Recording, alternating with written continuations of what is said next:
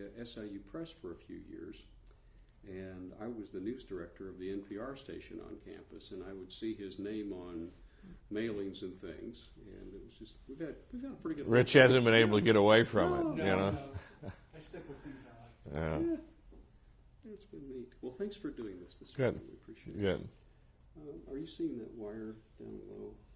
No, I don't see anything. So it's going to be below out. steps. Okay, it's going to be out of the shop then. Okay. Oh no, wait a minute. Okay. This is what Is that? Yeah, that's. what I'm I just talking did that about. wire. Okay. This one? Yeah. Here, I'll hide it. There you go. How's that? That's That better? Yeah. Much better. Yeah, that's good. Despite all the technology, we want it to look like there's nothing there, but You want to take a look? Jay? looks very good. Not bad. Not bad at all. I wore blue for you today. Well, good. Let's see. We might want to do. Could you let's come around the back Yeah, me too. and pull down the jacket just a little bit. Is that better? Is it okay? Yeah, just a little bit. There you go. There. That's good. Okay. We're rolling. Okay. Well, I'd like to start a little bit at the beginning. I believe, if I recall correctly, you mentioned your parents when you were talking in your acceptance remarks about some of the values that they imparted to you when you were a young person growing up. What were the kind of values that shaped your early years and have served you well in adult life? Jack, I was born and raised in a small town in north central Indiana, Culver, Indiana. It's actually home of the Culver Military Academy, which is a prominent private school. It also has a lake, but I was actually, my father and my grandfather were in the agricultural sector, had a small seed company and a farm. And so I kind of grew up really in an agricultural environment. I was one of four boys. I was number two. And we really kind of didn't have a lot, but we grew up in a way that hard work was just part of what we were expected to do. It was part of our daily life, getting up early. And in fact, I still get up early to this day, and am in work by 6:30 because that's the way I started out in my life. And things like honesty, integrity, hard work were just part of our routine. And we as one of four boys, we all learned to get along together over time, although we had our normal times that we would fight and argue. But that was really a way of, I think, finding your boundaries as you're growing up and learning to work and understand others. And again, that's something that is part of the family environment that was helpful to us. Growing up in a rural background, a rural area, what led you to the financial business, the financial sector? Was there an early interest in it? Well, there's my grandfather's cousin happened to run the local bank. And I called him Uncle Will. He wasn't really my uncle, but he was known to everybody in that area. And as a kid, I used to take my report card down to him, and he'd give me, I'd have pretty good grades, and so he'd give me $1. I mean, and that was worth a lot of money at that time. This is a time when you 20 cents to go to the movies. And so I was exposed to banking early. But I really didn't think much about it. I had gone to Northwestern to college. And after Northwestern, I was in the service for a while. And I came back, and while I could have gone back to Indiana, that was not a place where there were a lot of job opportunities other than to work in a small family business. I wanted to try something different. So I came down into the city and interviewed at a number of different organizations, banks, and I thought about banking because I wasn't certain what I wanted to do, but it was a way to get exposed to a lot of different organizations, companies. And so while I looked at brokerage firms, I looked at Procter and Gamble and Illinois Bell at the time, and just any kind of company, because I didn't know what I wanted to do. I ended up with a number of job offers and came to Northern because I felt I'd have a breadth of experience. So I was exposed early. I wouldn't say that drove my decision, but I understood a little bit about what banking was all about. And it seemed a place where I could kind of get a start and maybe eventually do something else, but of course I never did. Stayed here. What was the bank like in, was it 1970 when you came here? Yeah, I just got out of Fort Benning, Georgia, out of jump school, and my head was shaved, and I interviewed here, and it was quite an experience because of the formality at the time, and Northern was probably not nearly as diverse then as it is now, and it was a very high quality institution, but one that where again formality, because the founding family was still running the business and had an impact in it like that. But the people were terrific, absolutely terrific, very genuine. Took a real interest in me as an individual, and I really thought that maybe this was a place at least to begin my career, and that's why I started here. We'll talk about the rise up the corporate ladder. What were some of the positions that challenged you early on? Well, I was very lucky at the beginning. I took a job in what at that time was called the Bank and Corporate Services Division. Some would refer to it as the cash management area of the Northern.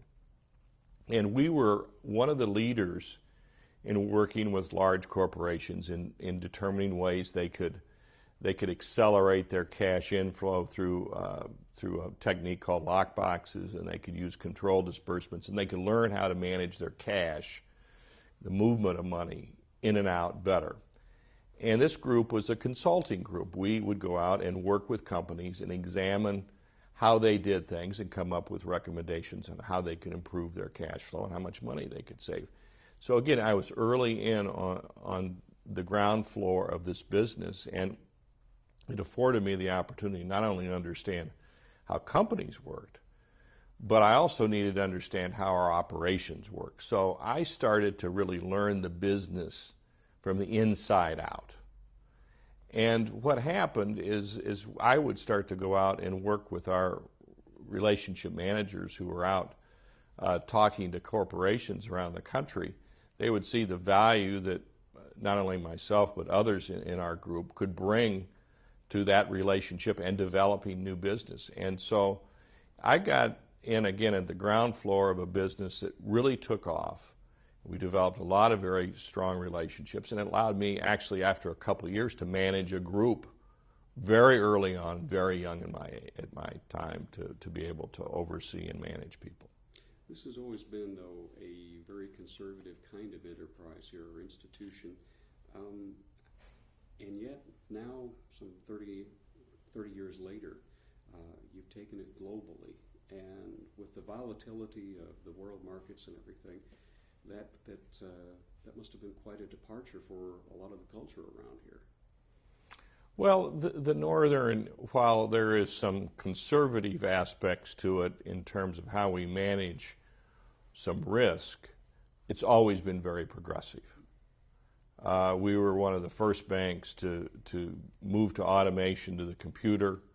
We actually did, when we were allowed to, expand overseas. We've changed the way we've done that. But what we've done and what's different probably is we've really focused on what we do well and what we do differently than others. And that's allowed us to really evolve through a really changing financial services environment, one where there's been a lot of consolidation. And Northern has been able to be very successful during that period, partly by focusing on what we do well and then taking that and going to where the markets are. And what's happened is in the global custody business, which we are a major player in, we have been able to really take what we had developed initially domestically and move it around the world as those markets have changed and the investing patterns have really broadened in various countries around the world to include investments around the world and the need for our services. So our globalization really has followed the needs and then the clients that we have and their needs. When you talk about the company, though, you talk about a lot of the corporate values when the need for community investment, for community partnerships here in the Chicagoland area. I'd like you to talk a little bit about that, if you would. This is a company that feels very strongly about the people and the community it serves. We have, we've always had a heritage of giving back. We have really strengthened that a lot. We have a business model that really focuses on the community, and our private banking business, of which we're one of the really leaders in the United States.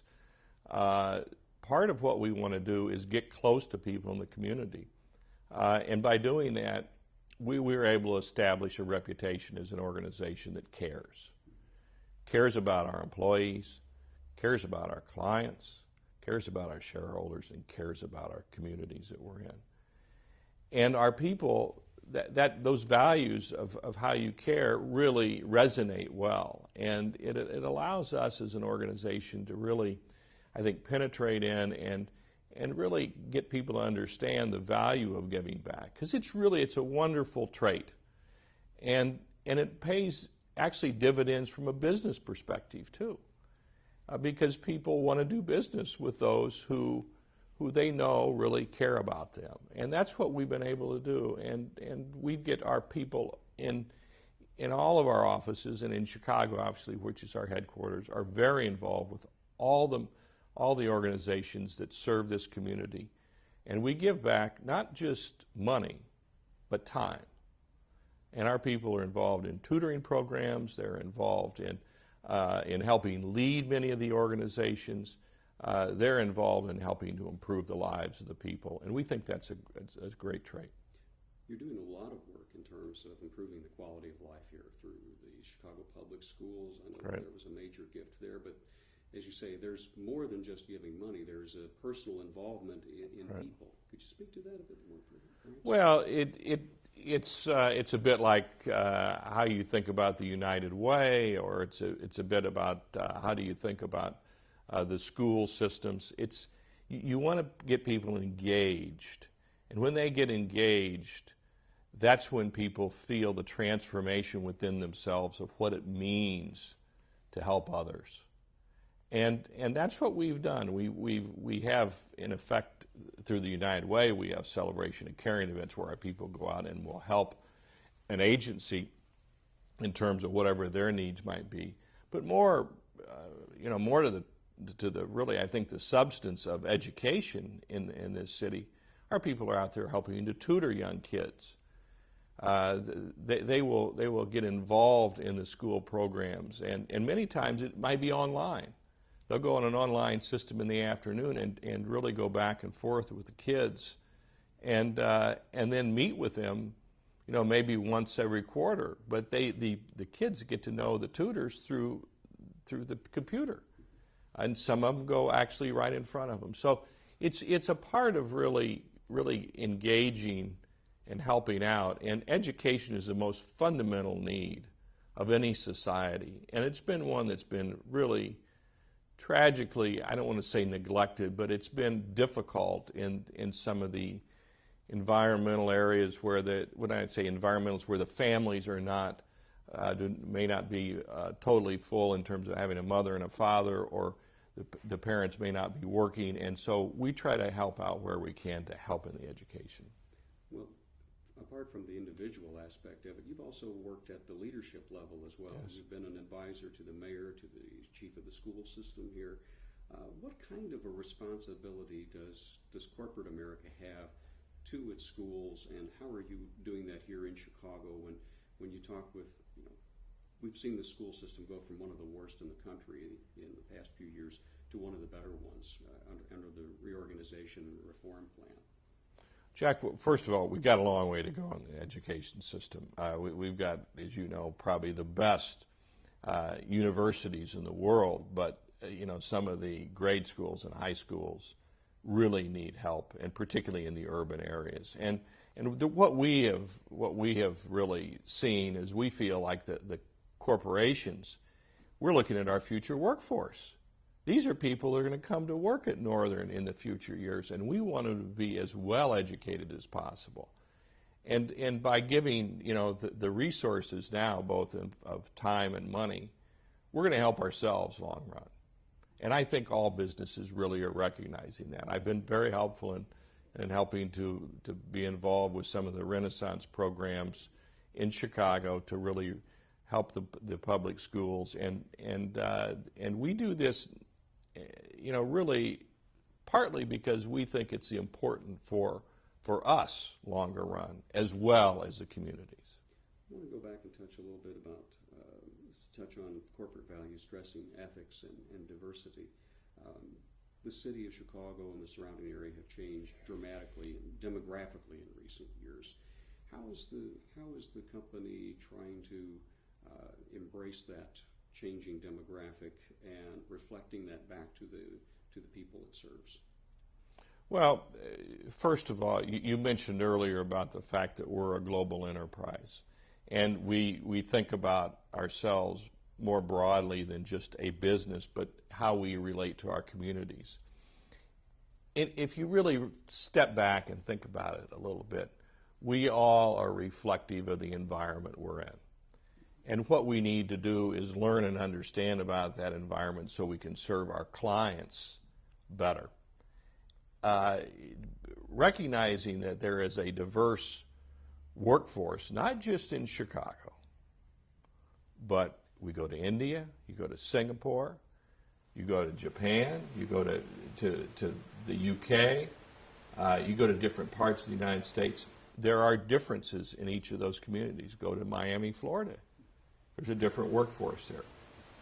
And so we have to reflect what's going on in that community so that we can best understand our clients and get the best employees for the Northern to serve those clients. And diversity is a real strength. It's diversity has a lot of different connotations. I feel diversity really means inclusion for all, and really understanding and celebrating the values and the differences, but doing that in a way where as a team you get stronger because you're getting more input from more different people with a different viewpoint, and then you can come up with the best solution because of that. If you're only listening to a narrow segment, you're not going to always have all the best input and may not make the right decisions.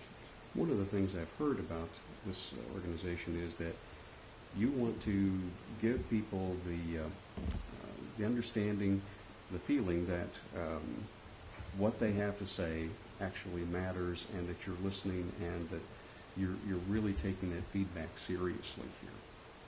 That people actually feel like they're being listened to. Their comments matter. Well, listen, it's all about how you want to lead in an organization and how you expect your managers and leaders in different parts of the organization to really be successful. And you aren't successful by putting yourself in a little silo and only listening to a few people.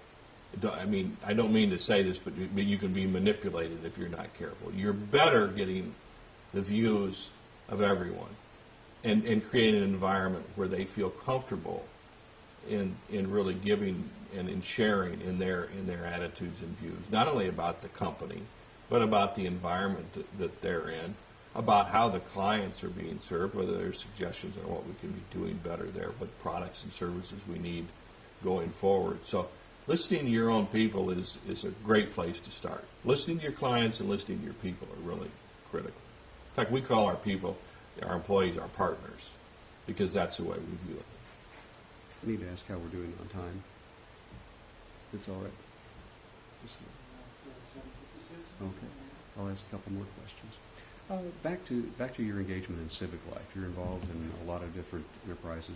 You talked a little bit about United Way, but I know that you've also worked with a lot of Museum of Science and Industry, Lyric Opera. Talk about, there's another side to you beyond the financial community.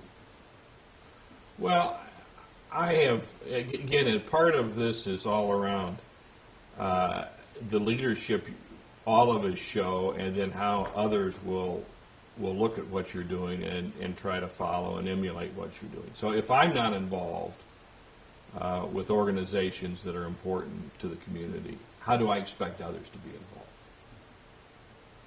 I don't really want to ask anybody ever to do something that I wouldn't do. In fact, that's one of the things I learned early on, and I've done about everything. So the reality is that I've been engaged with a lot of organizations around the city that have been important in terms of making Chicago a great place, not only in serving some of the underserved or dealing with education, but also dealing with how do you make Chicago a better place for all to really be a world-class, top-notch city. And the museums, the cultural side, education, whether it's a university or whether it's high schools and grade schools, those are all important facets, and I've been involved in that. Healthcare, another area that I've been involved in a major way. So I try to spend time. I've added these over the years. I can do this and manage a number of different requirements, I think, out there, and do it in an effective way.